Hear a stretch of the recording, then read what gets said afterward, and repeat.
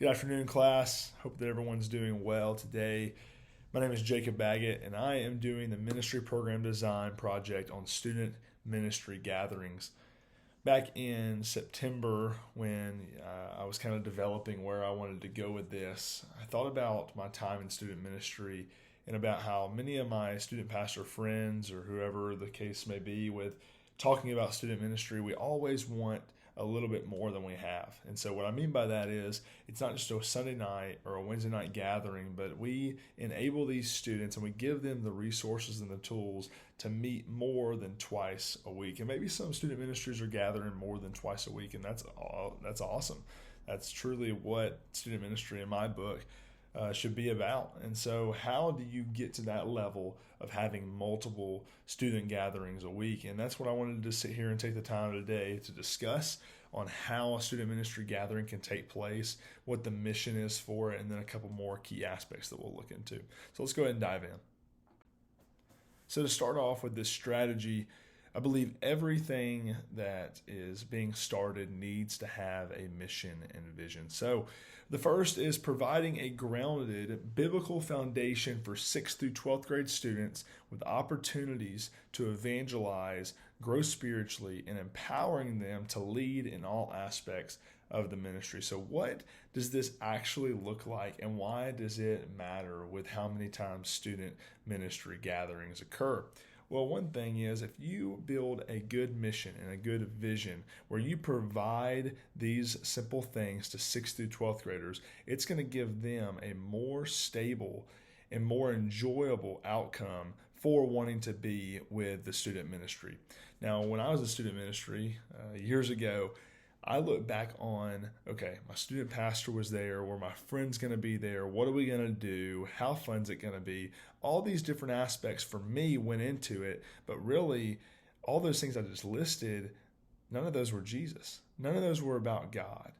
So how can I, the student pastor in my book, in my day of saying, how can I get students here that want to be here more because they're grounded and they want a biblical foundation and a knowledge? And so having these things, the opportunity to evangelize, the opportunity to grow spiritually, and empowering these students to lead will give them a more enjoyable resource to come and to be with their peers and chase after God together. So a mission and vision is very valuable. We're going to move on now to the target audience. As I said up above, the target audience for student ministry sits between 6th through 12th grade, or you can do 5th through 12th, or however you want to develop your own student ministry. So that may be 5th through 8th grades middle school, 9th through 12th high school, however you want to do it. But then I said their parents and the volunteers who are serving in the ministry. Sometimes people get this a little turned around. Sometimes people think that students are just the primary target for student ministry. But what we need to realize, and what I realized just a couple of years back, is that I'm not just talking to students all the time. I'm talking to their parents. I'm making sure that I am not just a babysitter, but I am walking alongside of them and doing ministry with them, because their student is sometimes going to tell them more things than they're going to tell their parents. That's any given mentor that you have. If you've ever had a mentor in your life, you tell that mentor a lot more maybe than what you tell your parents. So you have to minister to the parent as well and give them resources and partner alongside of them of what their kid's going through. And then the third person is volunteers. Volunteers is a huge thing in church world, because sometimes you wouldn't even have a ministry if it wasn't for some volunteers, some key crucial volunteers. And that was in my book on Wednesday nights and Sunday mornings. I would always thank my volunteers. We'd have a quarterly breakfast, just honoring them, thanking them, but even texting, taking them to lunch, and doing all these things because they actually helped run the ministry. And it was so encouraging to me that they followed along. I was able to delegate tasks to them, and they bought in. They bought into the ministry that I wanted to set up, that I wanted to share with them and say, hey, this is my heart for students. This is where I want to go. I think these students are going to be very impacted along the process. And so making sure that we have our target audience is one crucial thing that will help these student ministry gatherings, because you are looking for the three and not just the one and missing out on the other two. So then along with this, For the mission and vision and the target audience, you have a leadership team. So what I did with my leadership team is I made this 11th through 12th grade. And this is a leadership team made up of students in 11th and 12th grade that submits an application and statement of salvation. These students are the vision casters of the ministry and are able to make any opinions that can help the student ministry as a whole. These student ministry gatherings can only happen with the buy-in of this leadership team. Maybe some of you might be saying, well, I object with that. And that's fine. You can object with that. But in my experience, with my 3 churches that I've been involved in, it's the leaders in the student ministry, the students themselves, that will encourage these gatherings to happen more than twice a week, more than once a week, because they know that they want to follow along and chase after Jesus together instead of by themselves. So the next couple things we have is spiritual formation. I think spiritual formation is key towards these student ministry gatherings. I had here, spiritual formation in student ministry focuses on nurturing the holistic growth of students and their faith. I think back, and I actually asked a couple pastors of mine, one in particular, his name's Ian, and I just said, Ian, what do you think was the biggest thing in your life that you missed out on in student ministry? He said, man, for the first couple years, I really took it serious starting my freshman year. But it wasn't until my junior year that I felt like I was diving deeper into the Word of God on a daily basis. And I said, man, what do you think that might have been? And he said, man, even my lack of focus. But number 2, I don't think that I fully had that formation built yet in my life. And so I think crucially that this is a big essence that we can put on student ministry, is building that spiritual formation, that 6th through 12th grade. It's a whole bunch of students that don't even know life yet. And so how I've broken my student ministry down is 6th through 8th grade is developing a faith of your own. You come in my student ministry or my volunteer student ministry and you say, man, it's my parents' faith. It's my friend's faith. This is why I'm here. But no, 6th through 8th grade is developing your own faith. And I think with multiple gatherings throughout the week, this is going to nurture the spiritual formation of that student in particular. And so 6th through 8th grade is where we want to catch them in their development through the foundation of Christianity, and for them to know that it's not anyone else's faith, but their own. And then on this one is events and activities. So I believe that heavy events make for a heavy burned out passion. And sorry, it's cutting off on my screen there. But what I mean by this is I believe that heavy events make for a heavy and burned out passion. So with this, however many events is going on in your student ministry could burn you out or essentially could make you lose passion for what you're doing. And so I think this relies heavily on the student pastor with the planning and all that, but also the volunteers, because you don't want to burn them out as they are serving, they're giving their great time, their great effort, and where they're passionate about serving in your student ministry. And so with the student ministry gatherings, you have to make a purpose in a sense for gathering. So is this going to be an after school thing? Is this going to be a Friday night after a football game? How are you going to reach these people and make sure that the events and activities have a purpose instead of just packing the calendar that's eventually going to, 1, burn out the student pastor, and 2, burn out the volunteer, and then that ministry is probably going to crumble or someone's going to leave somewhere in the mix.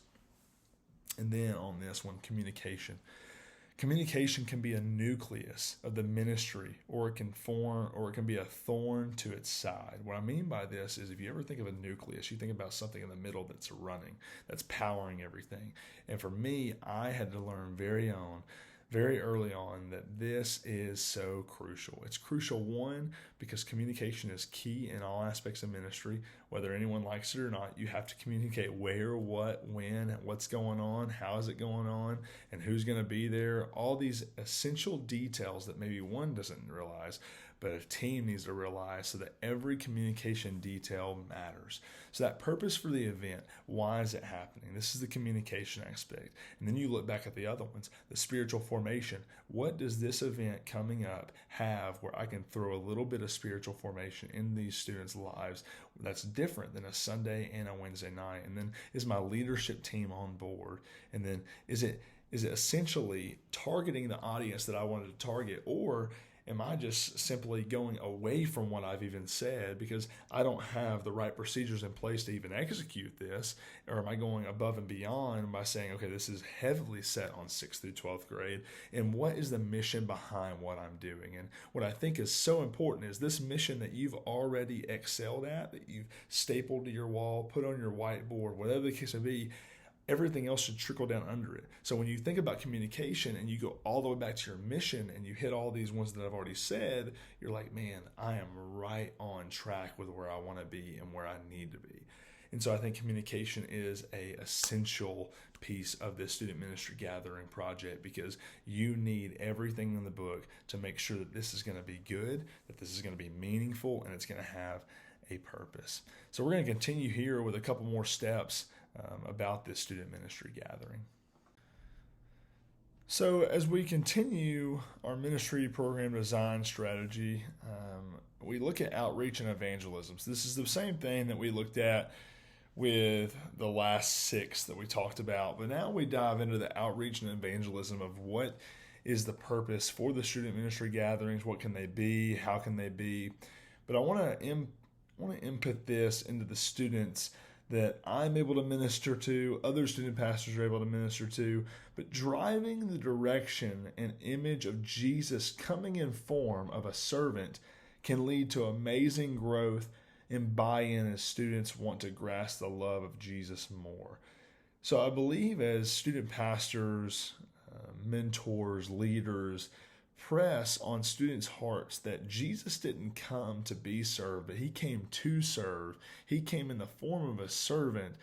Will allow them to see the humility that Jesus had, and that we all can take in who we serve and want to serve, because that is who Jesus is, and that's what he did for all of us. He came in the form of a servant to serve others, to share the love of him, to show that his Father is so big and has so much love for his people that it is so hard to grasp. And so I think this is a big key that could be one of the gatherings that you do with students throughout the week. I think that it could be maybe a Saturday serve day or something that makes it a little bit easier to say, hey, we are doing something with a purpose, because this goes along with our mission that we talked about last.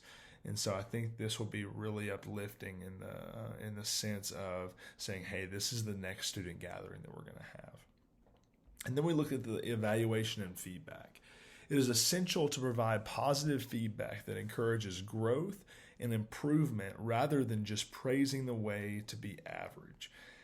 I think a lot of people in ministry, most of the time, get into a place of complacency with where they are and where they're wanting to go. What I mean by this is, I think that a lot of times events can drag out. What I mean is event after event after event. There's some point, there has to be a thing that says, are we doing this event to do the event, or do we have a purpose and a mission behind this event?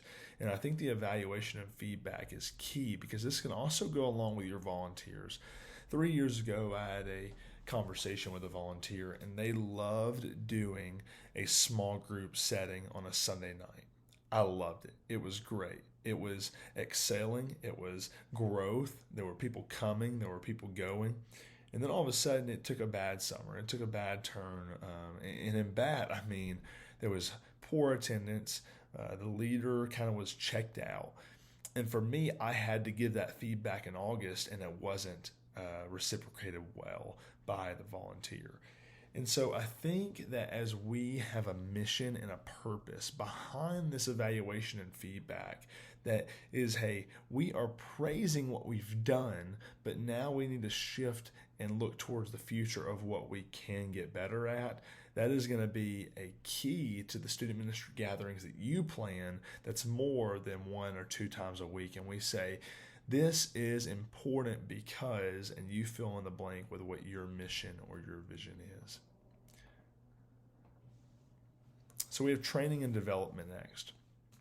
Training and development is the more we are able to train and equip our team and volunteers, the more efficient our student ministries will become. There's so much truth behind this because as you're growing, as you're leading, you need to send some of that leading and information that you're taking to your volunteers, to your team, to make sure that they're growing and they're also leading by example in a team setting and in a ministry setting. And I think that training and development is a key, because if you're going to be a lifelong learner, which I want to be, I always want to be a lifelong learner. I'm already contemplating getting another master's, and then my wife tells me I'm going to get a doctorate. But here's the thing. Lifelong learners never stop learning. If you're going to be a lifelong learner, you have to always fill your mind with articles, with books, with news statements, whatever the case may be, mentors, podcasts. You talk to people. You have to be learning every day and also training and getting your leaders to where they need to be. Because in this student ministry gathering, what that's going to trickle down to is you're going to have a full team of volunteers or a team on your staff, and they get to pour into these students more often. And what you're going to have, go back to that leadership team of students, you're going to have more students want to step up and being leaders because of the people they see around them and how they are learning every day. And how these students need to understand, hey, school might be a little boring to you now, but you need to take away some key concepts that you can bring into your life, put in your toolbox, and excel at what you're gifted at and what God has provided right in front of you. And I think training and development of your leaders is the biggest thing that can come from this. And then always you have long-term planning. Planning for the future requires a solid foundation. I think as often as you can, you speak your vision, you speak your mission, and your long-term planning will be solidified by your foundation, and you will plan for the future well and what's to come and what students are coming into your ministry and going out of your ministry. Sometimes you're going to have a great senior class. Sometimes you're going to have a lacking senior class. Sometimes you're going to have a great freshman class. Sometimes your sixth graders may be a little more mature than your ninth graders. So you just have to make sure that you have a mission, you have a vision for the very beginning, and that your long-term planning has a solid foundation built on what your student ministry is about. And then finally, adaptability. Plans are going to fail and ideas are going to be successful, but we have to be adaptable in the way we approach what we are doing. Things are going to come up. Things are going to go away, but we have to adapt well in a scenario that maybe some of us don't like to. I don't know what that may be for you. I don't know if it might be change, it might be turnover, whatever the case may be, but we have to be adaptable in student ministry because, hey, this presentation could not even work. However many student ministry gatherings we have throughout the week is based on the healthiness of the organization, which is the church, which is the student ministry. And hey, we have to be acceptable to being able to fail. We have to say that didn't work. So what are we going to do next time? How are we going to adapt to this and grow alongside each other and be better for it? So, hey, this is a student ministry gathering project. It might work, it might not, but I have tried to put it in place and it's worked for me. So I hope it works for you. Take care.